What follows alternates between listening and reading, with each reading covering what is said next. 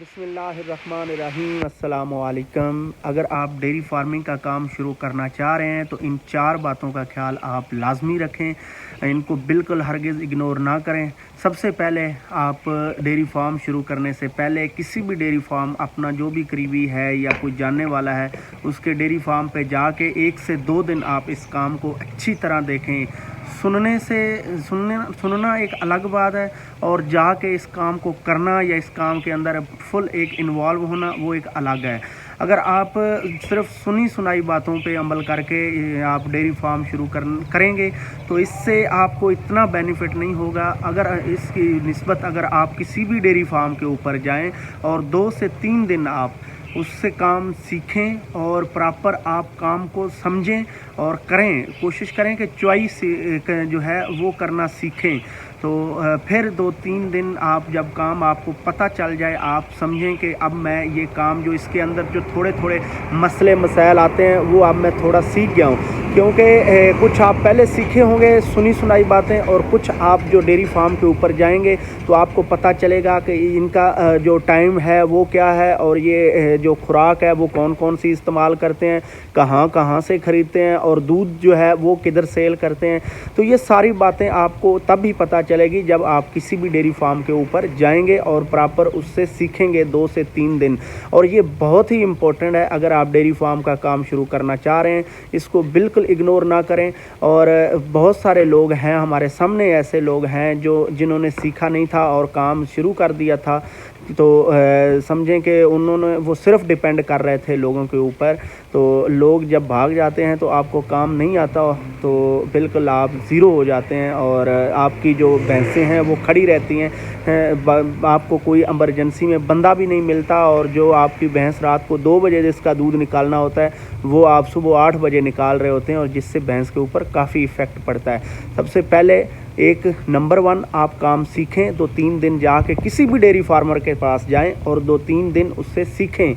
ये इससे मतलब ये नहीं है कि आपकी बेइज्जती होगी, आप जाएंगे आप वर्कर बन जाएंगे। भाई वर्कर बनना पड़ेगा। अगर आपने सीखना है तो 1, 2, 4, 5 दिन जितने तक आपको सही इस काम की समझ नहीं आती आप उसके पास ठहरें, उससे सीखें।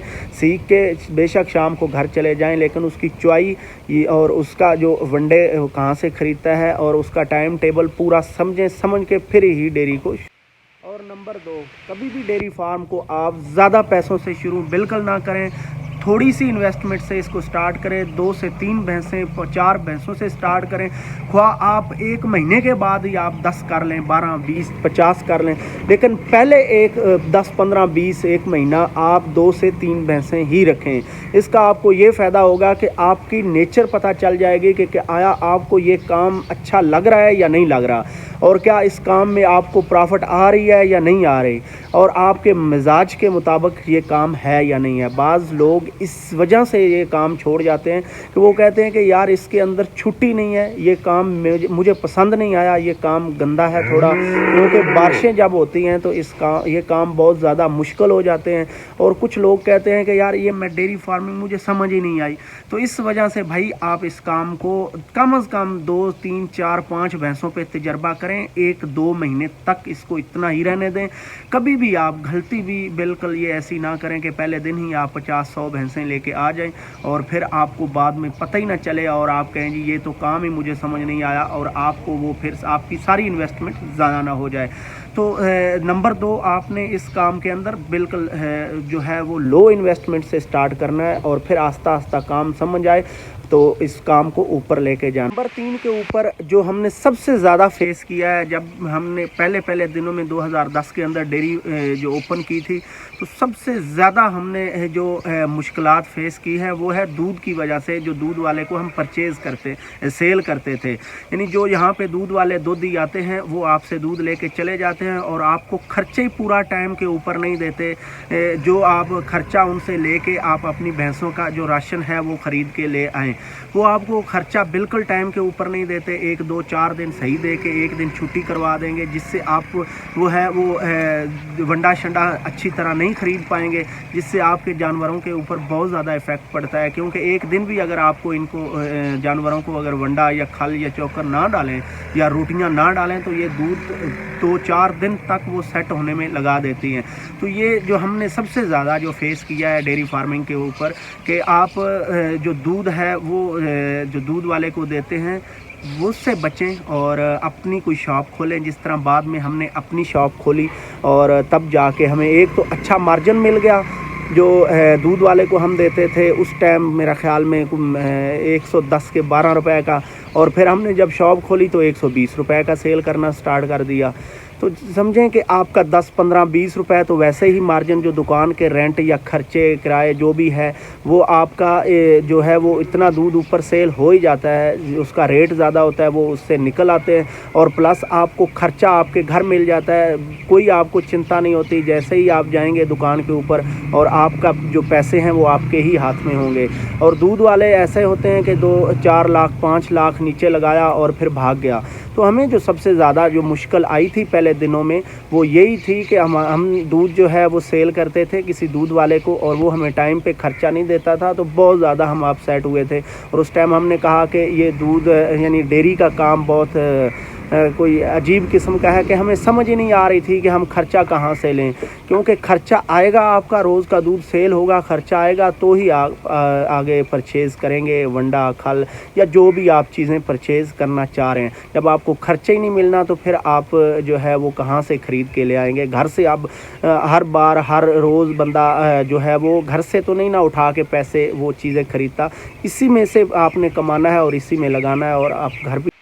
चौथे नंबर के ऊपर मैंने ये जो 2 बातें रखी हैं। एक सबसे पहले कि आप सिर्फ भैंसों का काम शुरू ना करें, सिर्फ भैंसों के अंदर आपको कोई प्रॉफिट नहीं है। डेयरी अगर बनाना चाह रहे हैं तो गाय और भैंसें दोनों आधी आधी मिकदार के अंदर रखें, कि जितनी गायें हैं उतनी भैंसें रखें। इसका रेट भी अच्छा मिल जाता है आपको जब आप सेल करेंगे। अगर दूध वाले कोई फॉर एग्जांपल देंगे वक्ती तौर या दुकान के ऊपर सेल करेंगे तो इसका आपको रेट भी अच्छा मिलेगा।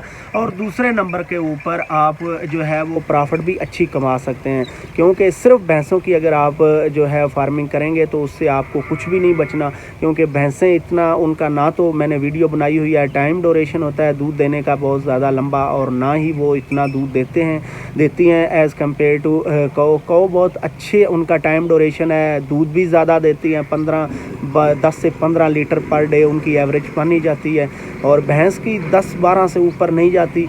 और दोनों का मिक्स दूध अगर हो तो अच्छी मार्केट है इसकी, और ज़्यादातर मार्केट ही मिक्स दूध की है, तो आप अच्छा सेल भी हो जाएगा आपका इजीली और आपको प्रॉफिट भी आएगी। बिल्कुल आपने ना गाय का स्टार्ट करना है। फ़िलहाल पाकिस्तान के अंदर अगर आपको कहें कि सिर्फ गाय का कर लें तो गाय के दूध की डिमांड बिल्कुल नहीं है यहाँ शहरों के अंदर, बहुत कम है भी तो बहुत कम है। लेकिन जो अगर आप सिर्फ गाय का स्टार्ट करेंगे तो उसका आपको रेट अच्छा दूध का पर केजी के हिसाब से नहीं मिलेगा। और सिर्फ भैंसों की करेंगे तो डिमांड तो है, लेकिन भैंसें आपको इतनी प्रॉफिट नहीं देंगी, बल्कि इतनी क्या आपको देंगी बहुत कम। तो इस वजह से आपने दोनों गाय और भैंसें आजकल हर डेयरी फार्मर के ऊपर, पहले सिर्फ भैंसें लोग रखते थे आज से तकरीबन 10 साल पहले, लेकिन आस्ता वक्त के साथ साथ अब लोगों की मजबूरी बन गई है गाय रखना, क्योंकि गाय ही एक ऐसा जानवर है जो आपको प्रॉफिट कमा के देता है डेयरी फार्म के ऊपर। भैंस तो आपने जस्ट आपके अपनी दूध की क्वालिटी को बेहतर करने के लिए रखी होती है। और दूसरे नंबर के ऊपर आप इस काम को पार्टनरशिप पे बिल्कुल ना स्टार्ट करें। जो मैंने आपको कहा है ना कि 2 बातें इसको बताएंगे, कि वो दूसरी ये है कि आप इसको पार्टनरशिप के ऊपर ना स्टार्ट करें। हमने भी एक बार पार्टनरशिप के ऊपर स्टार्ट किया था, लेकिन बिल्कुल ज़ीरो रिज़ल्ट आया था। फिर हम चले गए थे 2002 के अंदर स्टार्ट किया था। 2002 के अंदर हमने ये काम स्टार्ट करके और फिर हम गांव चले गए थे। 2-3 साल हमने ये किया, फेल, ज़ीरो रिज़ल्ट। फिर हम चले गए थे, फिर 2010 के अंदर ये हमने काम दोबारा फिर आए पिंडी के अंदर और फिर हमने ये काम स्टार्ट किया। तो पार्टनरशिप के अंदर ये काम बिल्कुल नहीं आपने स्टार्ट करना। ये काम ही ऐसा है कि ये पार्टनरशिप वाला है ही नहीं है। आपने अपने दम के ऊपर 1, 2, 4, 5, 6 से ऊपर जाना है और इंशाल्लाह आपको ज़रूर कामयाबी मिलेगी।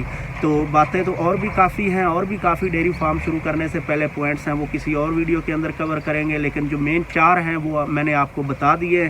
تو اگر ان پہ آپ عمل کریں گے تو انشاءاللہ آپ کبھی بھی فیل نہیں ہوں گے. ویڈیو اچھی لگی ہے تو اس کو لائک کریں، شیئر کریں، اور آپ سے ایک گلہ ہے کہ آپ چینل کو سبسکرائب نہیں کرتے، نہ لائک کرتے ہیں، جسٹ ویڈیو دیکھتے ہیں اور آگے نکل جاتے ہیں. تو اس چینل کو لازمی لائک اور سبسکرائب کر لیں تاکہ میری ہر ویڈیو آپ تک بآسانی پہنچ سکے. باقی اگلی ویڈیو تک اپنا بہت سارا خیال رکھیں. اللہ حافظ.